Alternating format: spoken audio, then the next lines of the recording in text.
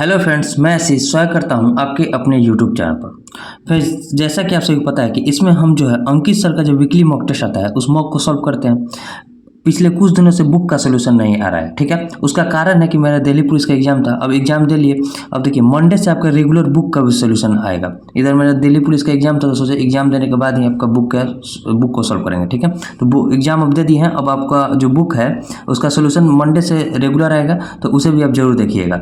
इसमें हम लोग क्या करेंगे, एसएससी जीडी का जो मॉक आया है आज ही के दिन, यानी कि आज कितना तारीख है, 3 दिसंबर के दिन जो मॉक आया है उसमें मैथ के सवालों को देखेंगे। और हो सकता है कि रीजनिंग के भी हम सोल्यूशन करें, ठीक है।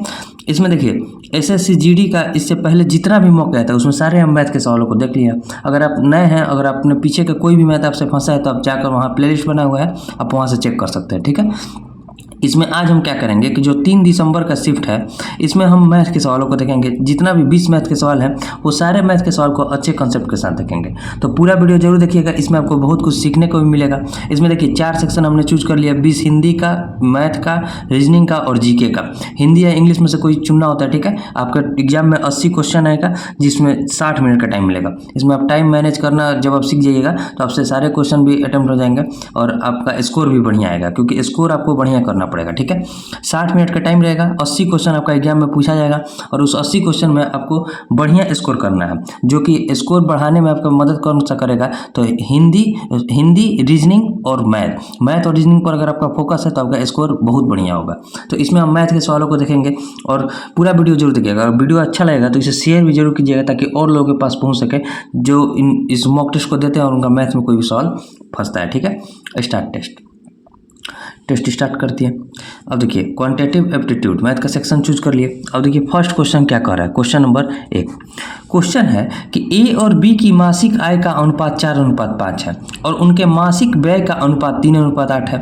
ए की आय बी के व्यय के बराबर हो तो ए और बी की बचत का अनुपात क्या होगा। देखिए समझिए, एक इनकम का रेशियो क्या दिया है, ए और बी का इनकम का रेशियो दिया है हमारे पास 4:5, ठीक है। और उनका एक्सपेंडिचर यानी कि व्यय का रेशियो जो दिया है 3:8 दिया है। अब क्वेश्चन क्या कर रहा है कि ए की आय यानी कि ए की आय क्या है, 4 है। बी के व्यय कितना है, 8 के बराबर है। 4 जो है 8 के बराबर कैसे होगा, जब इसमें हम 2 से गुना कर देंगे। जब हम 2 से गुना कर देंगे तो 4 दूनी का 8 इसके व्यय के बराबर हो जाएगा।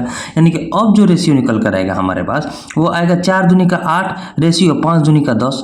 और यहाँ जो आएगा 3:8, इसमें कोई छेड़छाड़ नहीं किया क्योंकि यहाँ 8 है, यहाँ भी 8 है। अब देखिए, ए की आय जो है बी के व्यय के बराबर आ गया ना।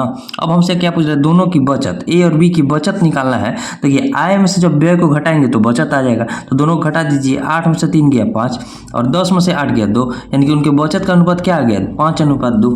5:2 कौन सा ऑप्शन में, तो ऑप्शन नंबर बी जो कहिएगा राइट आंसर है, ठीक है। उम्मीद करते हैं आपको समझ में आ गया होगा। और देखिए जो नेक्स्ट क्वेश्चन है, क्वेश्चन नंबर सेकंड कैसे बनेगा।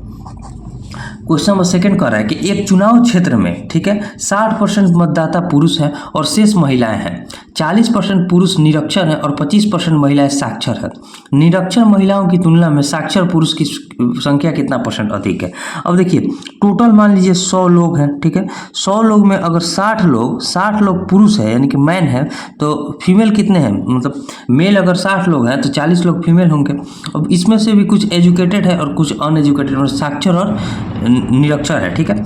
यानी कि अगर साक्षर, मान लीजिए साक्षर को हम लिखते हैं एस से और निरक्षर को लिखते हैं एन से, ठीक है।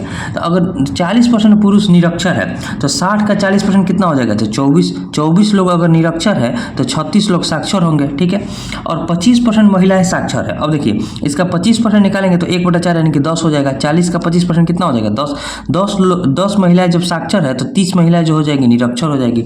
अब देखिए क्या कह रहा है कि निरक्षर महिलाओं की तुलना में, ठीक है, साक्षर पुरुष कितना % अधिक है। अब देखिए 30 से 36 कितना अधिक है, तो कहिएगा 6 अधिक है। किससे अधिक है, तो इस 30 से अधिक है और गुना 100, ठीक है। हम 30 और 36 में कंपेयर किए हैं।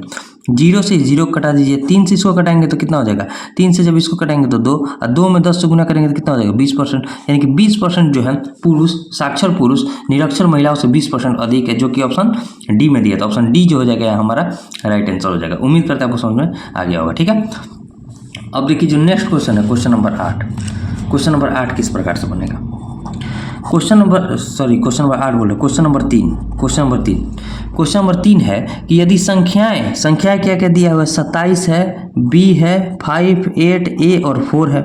ये किससे विभाजित है? तो 88 से विभाजित है। तो हम समझ रहे हैं ए प्लस बी का न्यूनतम मान एकदम लोएस्ट वैल्यू हमें बताना है, ठीक है, मिनिमम वैल्यू। तो देखिए 88 को विभाजित करने के लिए 8 और 11 दोनों से विभाजित होना चाहिए और दोनों को आपका विभाज्यता का नियम जो है पता होना चाहिए, ठीक है। अब देखिए जो 8 का विभाज्यता का नियम जो होता है, अंतिम के 3 अंक 8 से विभाजित होना चाहिए। तो 8 से विभाजित कीजिए अंतिम के 3 अंक 8, ए और 4। ए की जगह क्या रखना है? अगर 0 रखेंगे तो 8 दहिया का 80, फिर 4 बचेगा, 0 पर नहीं हो पाएगा।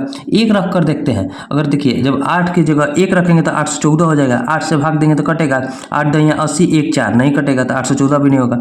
अब 2 रख कर देखते हैं, तो जब 2 रखेंगे तो 8 दहिया का 80, 2 4 कट जाएगा। और जब 2 रखेंगे, ए की जगह 2 रखें तो 8 दहिया का कितना हो जाएगा? 80 हो जाएगा। यहाँ बचा 2 फिर 4 बचा। लोएस्ट हम स्टार्ट किए, पहले 0 रखें, फिर 1 रखें, फिर 2 रखें। अब 24 जो हो गया, 8 तरीका 24 हमारा, यानी कि जो 824 जो हो जाएगा पूरा कट जाएगा। एक जगह आ गया हमारे पास 2, एक जगह 2 आ गया। अब देखिए अब जो है 11 से विभाज्यता का नियम क्या कहता है? ए का मान हमें पता चल गया, 2 आ गया। अब 11 से विभाज्यता का नियम जो कहता है वो अल्टरनेट अंकों का योग या तो 11 होना चाहिए या फिर 11 का कोई मल्टीपल होना चाहिए या फिर 0 होना चाहिए, ठीक है।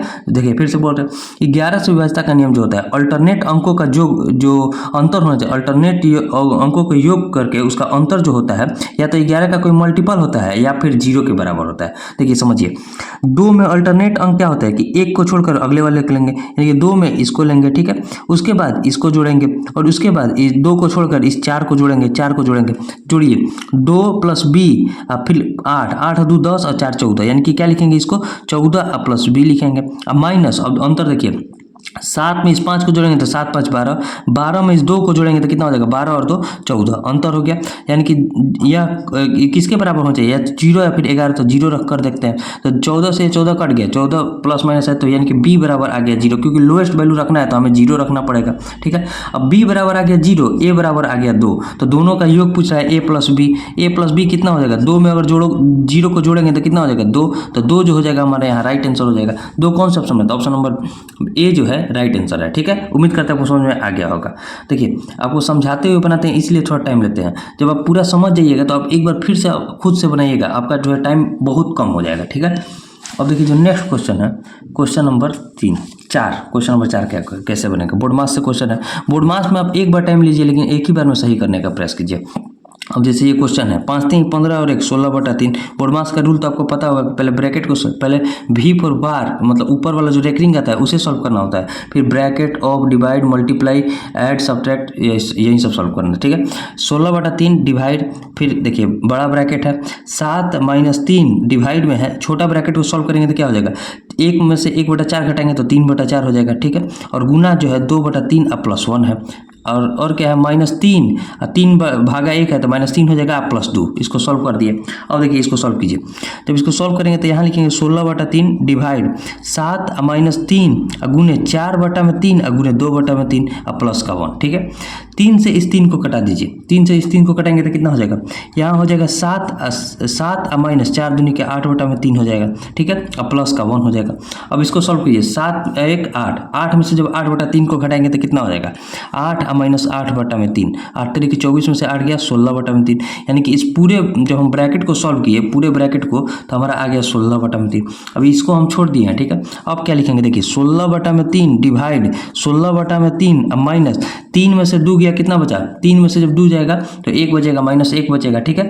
अब देखिए 16/3 से 16/3 कट गया तो यहाँ बचा 1, 1 - 1 घट जाएगा तो कितना हो जाएगा? 0। इस बोर्ड वाइज का पूरा सोल्यूशन कितना आ जाएगा? 0 के बराबर आ जाएगा, 0 जो कि ऑप्शन ए में दिया। उम्मीद करते हैं आपको समझ में भी आ गया होगा, ठीक है।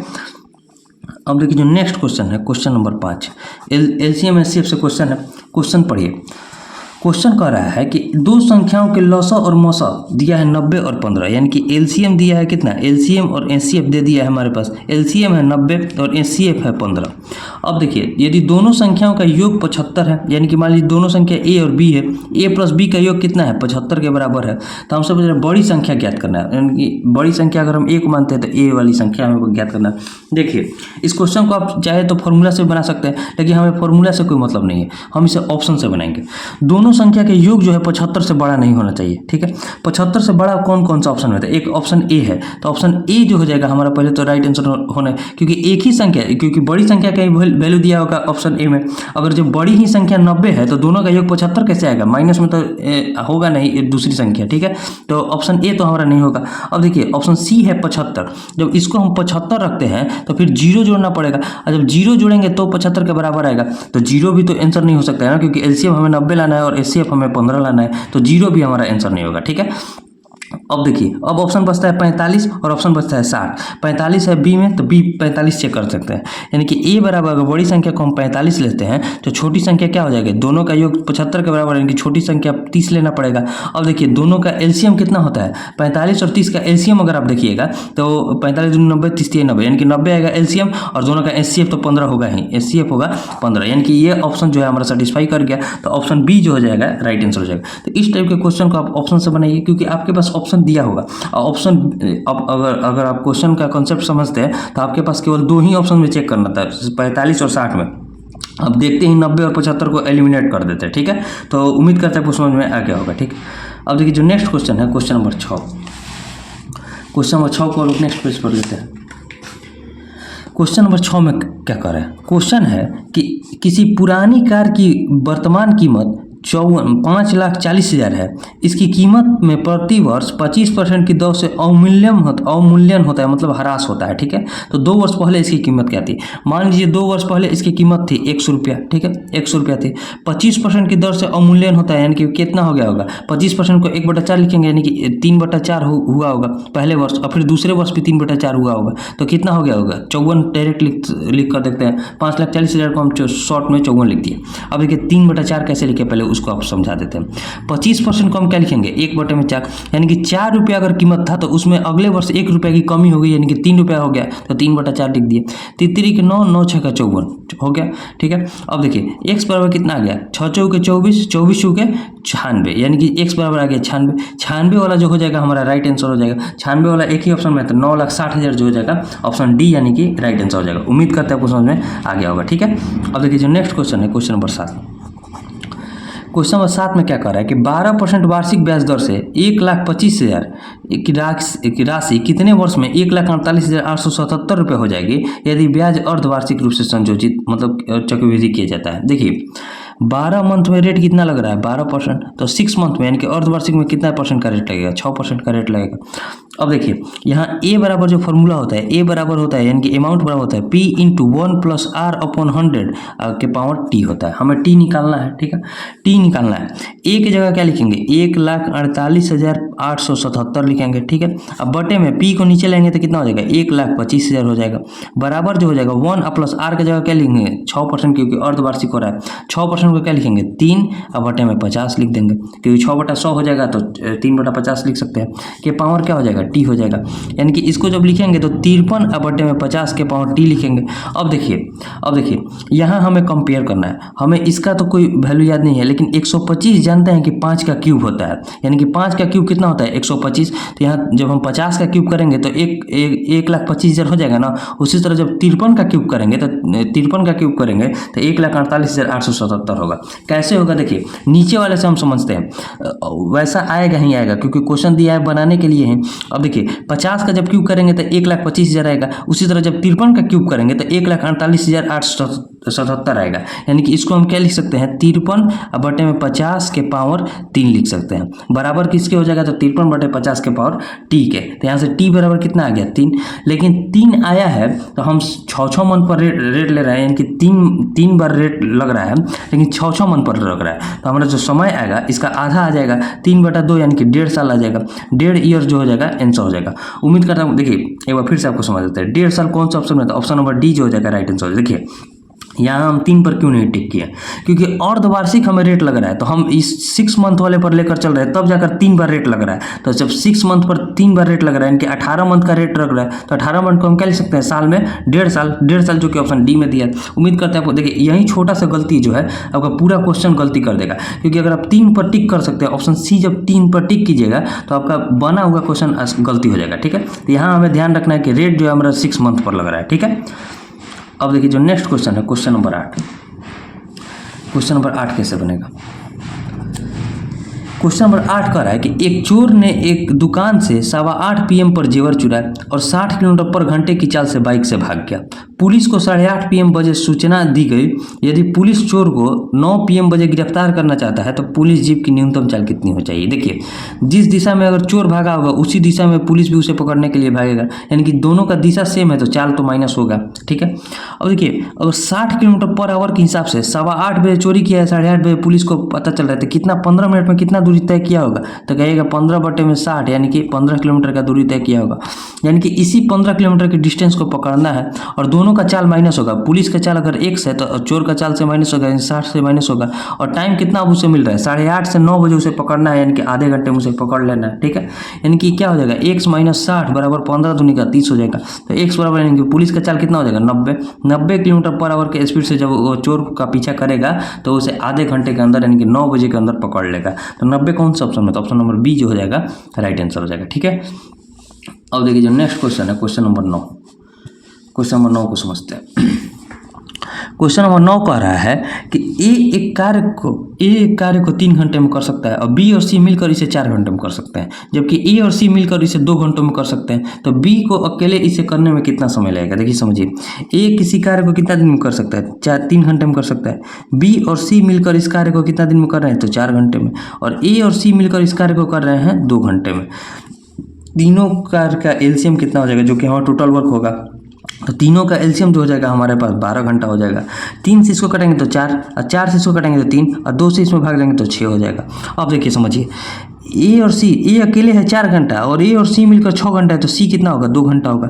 जब सी का मान आ गया 2 घंटा तो बी का मान कितना आ गया, 1 घंटा। हमें बी का ही निकालना है, बी अकेले इसे करने में कितना समय लगा। देखिए टोटल वर्क है कितना, 12 है, और बी का एफिशिएंसी कितना है, 1 है। तो 12 कार्य को 1 के एफिशिएंसी करेगा तो 12 घंटा का टाइम लेगा। 12 घंटा कौन सा ऑप्शन है, तो ऑप्शन नंबर बी जो हो जाएगा राइट आंसर हो जाएगा। उम्मीद करते हैं आपको समझ में आ गया होगा। ठीक है, अब देखिए जो नेक्स्ट क्वेश्चन है, क्वेश्चन नंबर 10।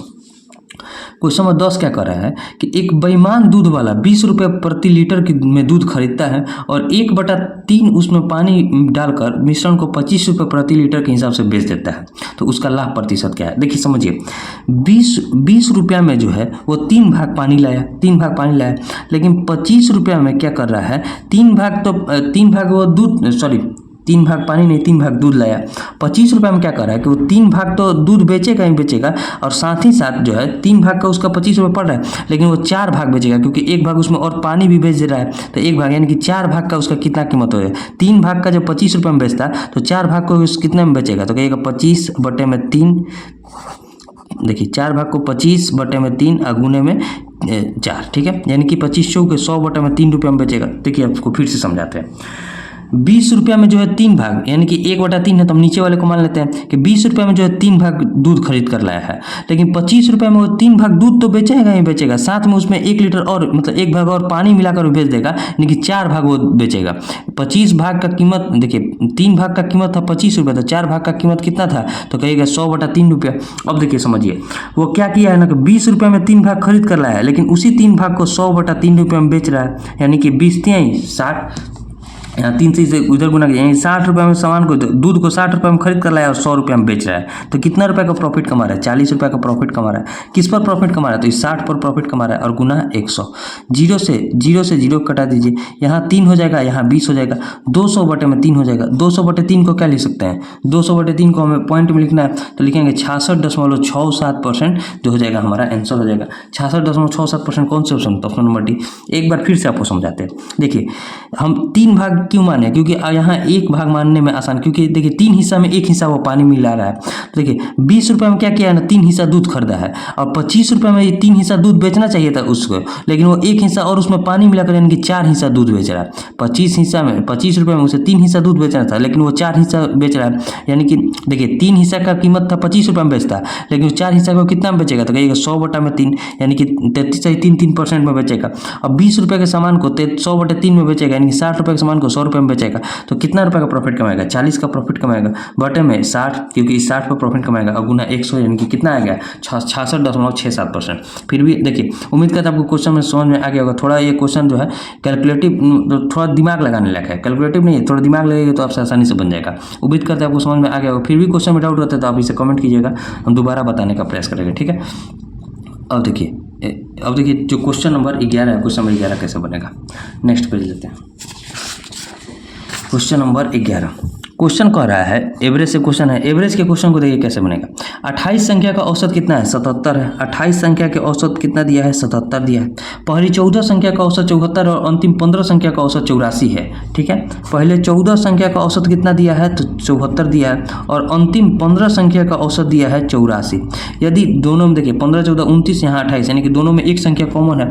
यदि 14वीं संख्या को हटा दिया जाता है तो शेष संख्या का औसत, यानी कि शेष 14वीं संख्या का हमें औसत नहीं निकालना है, बाकी के जो शेष संख्या बचेगा जब उसे हटाएंगे, यानी कि 27 संख्या जो बचेगा उसका औसत निकालना। तो देखिए समझिए, मान लीजिए वो संख्या अगर 77 लेकर हटता तो औसत पर कोई प्रभाव नहीं पड़ता, लेकिन वो क्या किया है ना, यहाँ 3 कम लेकर हट रहा है, 3 कम लेकर हट रहा है, तो कितने 14 लोगों में से 3 कम लेकर हट रहा है। फिर उसके बाद 7 एक्स्ट्रा लेकर जा रहा है, 7 एक्स्ट्रा लेकर जा रहा है, कितने लोगों का, 15 लोगों का। तो यानी कि टोटल उसका औसत पर कितना प्रभाव डालेगा वो, तो 14 थी 42 माइनस 42 अब प्लस 15 7 है 105, घटाइए 5 में से 2 गया 3 और 10 में से 4 गया 6, यानी कि 63 जो है वो एक्स्ट्रा लेकर चला गया, और वो 63 जो है पूरा प्रभाव डालेगा औसत पर, यानी कि औसत को कम कर देगा।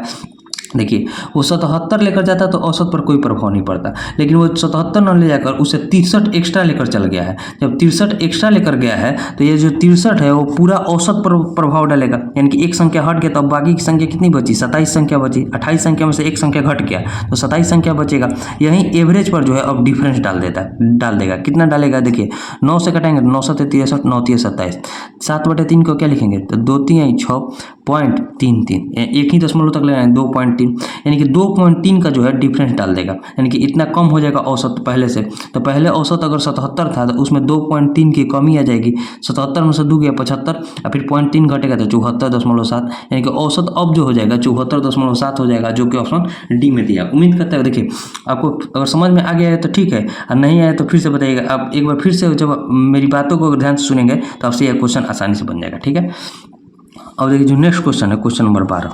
क्वेश्चन नंबर 12 कैसे बनेगा, ये 3 9 का तृतीय अनुपाती पी है, यानी कि 3 9 का तृतीय अनुपाती कैसे निकालेंगे, 3/9 बराबर 9/में पी हो जाएगा। 3 से इसको कटेंगे तो 3, पी बराबर आ गया 27। अब देखिए क्वेश्चन क्या कर रहा है, 6p 4 का चतुर्थ अनुपाती। अब चतुर्थ अनुपाती निकालना है, 6 पी के जगह क्या लिखेंगे 27 और 4 का चतुर्थ अनुपाती यानी कि 100 में निकालना है। ठीक है, अब देखिए निकालिए, तो इसको निकालेंगे 6/27 बराबर 4/में x। ठीक है, तो x बराबर कितना हो जाएगा, 27 चूँकि 108 108/6, 18 6 108 यानी कि 18 जो हो जाएगा चतुर्थ अनुपाती हो जाएगा 18, जो कि ऑप्शन ए में दिया, तो ऑप्शन ए जो हो जाएगा राइट आंसर हो जाएगा। उम्मीद करता है आपको समझ में आ गया होगा। ठीक है, अब देखिए जो नेक्स्ट क्वेश्चन है, क्वेश्चन नंबर 13। क्वेश्चन नंबर 13 कैसे बनेगा, क्वेश्चन नंबर 13 कह रहा है कि 10% 5% की क्रमिक छूट के बाद कोई वस्तु 342 रुपये में बेची गई, उस वस्तु का प्रारंभिक मूल्य क्या था। प्रारंभिक मूल्य उसका x था, पहले 10% का छूट दिया गया यानी कि 90 पर बेचा गया, फिर 5% का छूट दिया गया यानी कि 95 पर बेचा गया। ठीक है, अब बराबर किसके हो गया, तो 342 के। देखिए 19 से 5 से इसको कटाएंगे तो 19 और 5 से इसको कटाएंगे तो 20, 9 से इसको कटाइए 9 3 27। ठीक है, 9 3 27, 7 2 9 8 72, 19 से इसको कटा दिए तो 19 दूनी का 38, यानी कि x बराबर प्रारंभिक मूल्य कितना हो गया, 20 दूनी का 40 यहाँ 400, यानी कि प्रारंभिक मूल्य कितना थी 400 रुपया, जो कि ऑप्शन सी में दिया, तो ऑप्शन सी जो हो जाएगा राइट आंसर हो जाएगा। ठीक है, और देखिए जो नेक्स्ट क्वेश्चन है, क्वेश्चन नंबर 14। क्वेश्चन नंबर 14 कैसे बनेगा, क्वेश्चन कह रहा है कि 60 मीटर और 40 मीटर आकार वाले किसी आयताकार पार्क में 7 मीटर त्रिज्या वाले 2 वृत्ताकार फूलों की क्यारी बनाई गई।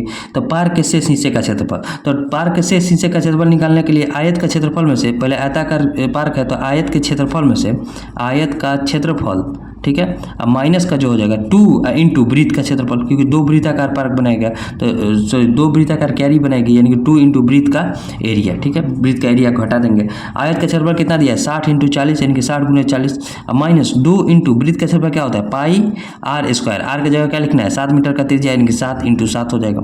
6 चौके 2400 माइनस 7 से इसको घटा दीजिए, 22 7 154, 154 दूनी 308, 308 को घटाएंगे, 10 में से 8 गया 2 बचा, 10 में से 8 घटेगा तो 2 बचेगा, यहाँ 9 में से 0 गया 9 में से 0 गया तो 9, और यहाँ क्या बचेगा 23 में से 3 गया तो 20, यानी कि 2092 मीटर स्क्वायर जो हो जाएगा। बाकी का जो शेष क्षेत्र बचेगा उसका क्षेत्रफल हो जाएगा 2092। कौन सा ऑप्शन में, तो ऑप्शन नंबर डी जो हो जाएगा राइट आंसर हो जाएगा। उम्मीद करते हैं समझ में आ गया होगा। ठीक है, और देखिए जो नेक्स्ट क्वेश्चन है, क्वेश्चन नंबर 15। क्वेश्चन नंबर 15 कह रहा है कि ब्याज की गणना अर्धवार्षिक चक्रवृद्धि आधार पर करते हुए 12,500 की राशि पर 12% वार्षिक दर से 1 वर्ष का चक्रवृद्धि ब्याज। देखिए उसी टाइप का क्वेश्चन है। 12 मंथ में रेट कितना लग रहा है 12% का, तो 6 मंथ में रेट कितना लगेगा 6% का, और 1 साल में 2 बार रेट लगेगा, ठीक है, क्योंकि 1 साल का हमें चक्रवृद्धि ब्याज निकालना है। अगर रेट अगर वार्षिक लगता तो सीधे हम वहाँ क्या करते 12,500 का 12% निकाल लेते, लेकिन यहाँ अर्धवार्षिक लग रहा है और चक्रवृद्धि ब्याज है। तो देखिए 12,500 पर 6% का 2 बार रेट लगेगा 6% का, तो इसको काटिए 100 छके 600 25 छका 150, यानी कि 750 हो जाएगा। 12,500 का 6% कितना हो जाएगा 750, तो यहाँ भी हो जाएगा 750। अब इस पर ब्याज पर भी ब्याज लगता है चक्रवृद्धि ब्याज में, यानी कि इस पर भी 6% का ब्याज कितना हो जाएगा, देखिए 6 पंजे 30, 6 7 42 और 3 45 पॉइंट बढ़ जाएगा, यानी कि 45 रुपये यहाँ इस 750 का जब 6% निकालेंगे तो 45 आएगा। अब यहीं हमारा जो हो जाएगा टोटल CI हो जाएगा। अब यहीं CI का वैल्यू हमें निकालना है 750 दूनी 1500, अब 1500 में इस 45 को जोड़ेंगे कितना हो जाएगा 1545, यानी कि टोटल ब्याज कितना प्राप्त हुआ 1545 रुपया, जो कि ऑप्शन सी में दिया है। उम्मीद करता हूँ समझ में आ गया होगा, ठीक है। अब देखिए जो नेक्स्ट क्वेश्चन है क्वेश्चन नंबर 16। क्वेश्चन नंबर 16 कैसे बनेगा। क्वेश्चन नंबर 16 कह रहा है कि 120 किलोमीटर की यात्रा के दौरान राही पहले 60 किलोमीटर की दूरी 60 किलोमीटर पर घंटे की गति से और अगले 30 किलोमीटर की दूरी 60 किलोमीटर पर घंटे की गति से और शेष 30 किलोमीटर की दूरी 30 किलोमीटर पर घंटे की गति से तय करती है, तो औसत गति यानी कि एवरेज स्पीड हमें निकालना है। देखिए एवरेज स्पीड का जो फॉर्मूला होता है total distance upon total time होता है। देखिए टोटल डिस्टेंस कितना है उसका पास 120 किलोमीटर है। अब देखिए क्या कर रहा है, टाइम कितना लग रहा है कि पहले 60 किलोमीटर की दूरी को 60 किलोमीटर पर घंटे की स्पीड से चलेगी तो 1 घंटा का टाइम लगेगा, ठीक है। फिर 30 किलोमीटर की दूरी को 60 किलोमीटर पर आवर की स्पीड से चलेगी तो 1/2 घंटा का टाइम लगेगा, 1/2 यानी कि आधा घंटा का टाइम लगेगा, ठीक है। और फिर क्या कर रही है 30 किलोमीटर की दूरी को 30 किलोमीटर पर घंटे की स्पीड से चल रही है तो 1 घंटा का टाइम लगेगा, यानी कि ये आ गया टोटल टाइम आ गया। अब देखिए इसको क्या लेंगे 120 बटे में 2 और आधा को जोड़ेंगे तो 2.5 हो जाएगा, यानी कि 5 बटे में 2 हो जाएगा तो 2 ऊपर गुना हो जाएगा। 5 से इसको कटाएंगे तो 24 5 120, 24 दूनी का 48 किलोमीटर पर आवर जो हो जाएगा उसका एवरेज स्पीड हो जाएगा। Average speed 48 kilometre per hour जो कि ऑप्शन बी में दिया तो ऑप्शन बी जो हो जाएगा राइट आंसर हो जाएगा, ठीक है। अब देखिए नेक्स्ट क्वेश्चन है क्वेश्चन नंबर 17। नेक्स्ट पेज लेते हैं। अब आखिरी के 4 सवाल हैं।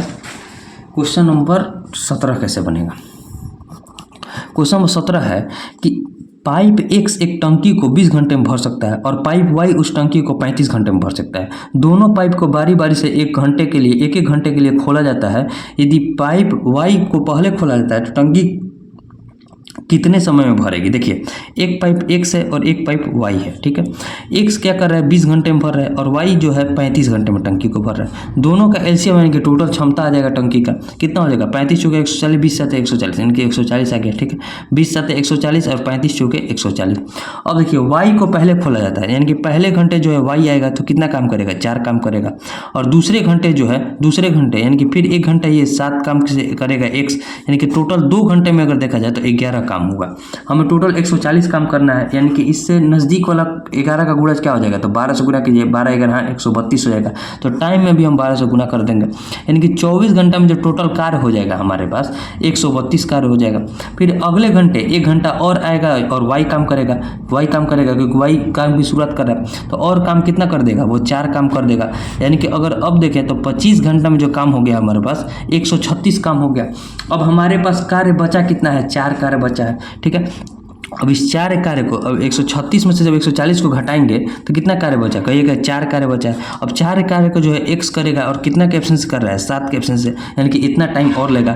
तो 25 घंटा में इसको हम जोड़ेंगे तो कितना हो जाएगा 25/4 बटा में 7 घंटा में कार्य कंप्लीट हो जाएगा।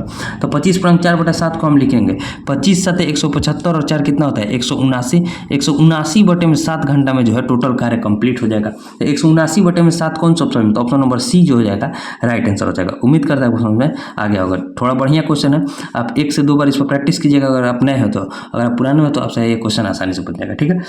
अब देखिए नेक्स्ट क्वेश्चन है क्वेश्चन नंबर 18। क्वेश्चन नंबर 18 कैसे बनेगा।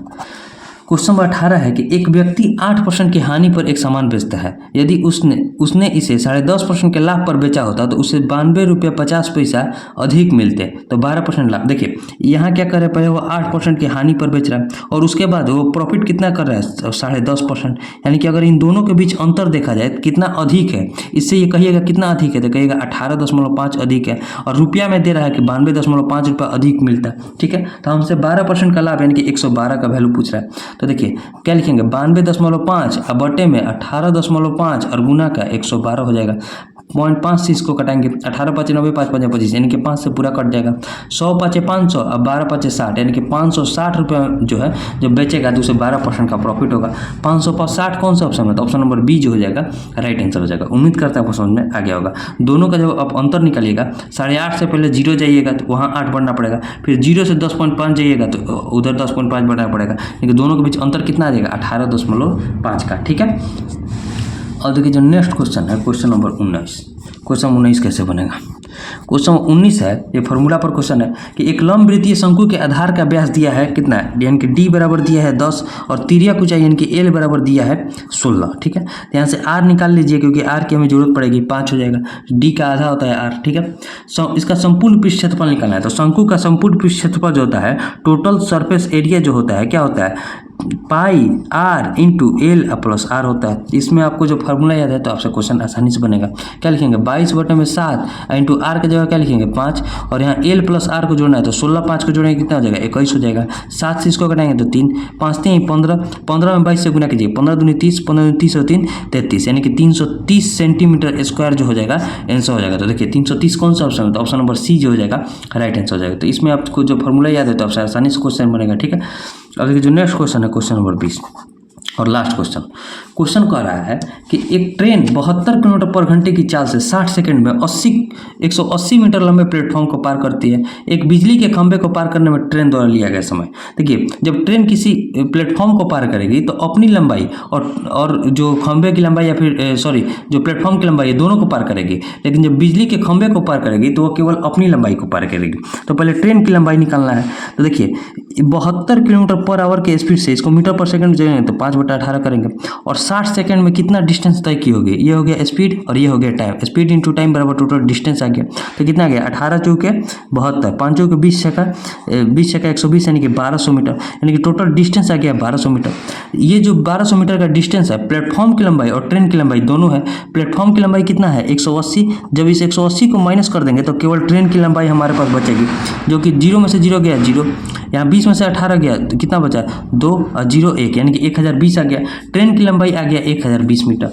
अब देखिए वो ट्रेन की लंबाई जब खंभे को पार करेगी तो अपनी लंबाई को पार करेगी, यानी कि अब यहाँ से अगर हम टाइम निकालें तो टाइम कितना लगेगा जब वो अपनी लंबाई को पार करेगी, तो 1020 मीटर की लंबाई को चलना पड़ेगा उसे, और उसे किस स्पीड से चलना है। देखिए टाइम बराबर क्या होता है डिस्टेंस अपॉन स्पीड। स्पीड क्या है ट्रेन का, तो 72 इंटू 5 बटे में 18 है। ठीक है, 5 चौक 18 चौक 72, 5 चौक 20 से जब इसको कटाएंगे तो कितना हो जाएगा 20 से जब इसको कटाएंगे तो 51 मिनट में कटेगा। कैसे, देखिए 1020 बटे में क्या लिखेंगे 20 लिखेंगे ना, 0 से 0 कटाएंगे 2 से इसको कटाएंगे तो 51, यानी कि 51 सेकंड में जो हो जाएगा वो अपनी लंबाई को यानी कि इस खंभे को पार करेगी तो 51 सेकंड का समय लगेगी, जो कि ऑप्शन ए में दिया है। उम्मीद करते हैं आपको समझ में आ गया होगा। ये क्वेश्चन में कुछ था नहीं, देखिए फिर से आपको बताते हैं। जब यहाँ से हम टोटल डिस्टेंस निकाले तो ये जो डिस्टेंस आया प्लेटफॉर्म की लंबाई और ट्रेन की लंबाई दोनों के बराबर आ गया। तो यहाँ से प्लेटफॉर्म की लंबाई 180 दिया था तो ट्रेन की लंबाई कितना आ गया 1020 आ गया, जब इसमें से माइनस करेंगे तो अब देखिए हमें टाइम निकालना है। जब 1020 को यानी खंबे को पार करेगी तो अपनी लंबाई को पार करेगी, यानी कि 1020 को जो है 72 के स्पीड से चलेगी तो उसे मीटर पर सेकंड में चेंज करेंगे तो 5/18, जब इसमें भाग देंगे तो कितने के बराबर आएगा 51 सेकंड के, जो कि ऑप्शन ए में दिया। तो ऑप्शन ए जो हो जाएगा राइट आंसर हो जाएगा। अब टोटल हम 20 क्वेश्चन बन गया, अभी से हम सबमिट कर देते हैं। सबमिट व्यू रिजल्ट देखिए 20 क्वेश्चन बना है, 20 क्वेश्चन बन गया। 6280 लोगों ने अभी तक इस टेस्ट को दिया है, तो आप भी इस टेस्ट को दीजिए और बढ़िया से दीजिए। जितना आपसे क्वेश्चन बनता है पहले उस क्वेश्चन को बनाइए। कोई भी क्वेश्चन में डाउट रहता है तो आप उसे यहाँ कमेंट कर सकते हैं, चाहे वो रीजनिंग का हो, किसी भी क्वेश्चन में अगर डाउट रहता है उसे कमेंट कीजिए। हम पूरा प्रयास करेंगे कि आपका सोल्यूशन हो जाएगा। अगर मैथ में भी कोई क्वेश्चन में इसमें डाउट आया होगा तो उसे भी कमेंट कीजिएगा, हम दोबारा बताने का प्रयास करेंगे। ठीक है, अब मिलेंगे नेक्स्ट वीडियो में, तब तक के लिए जय हिंद।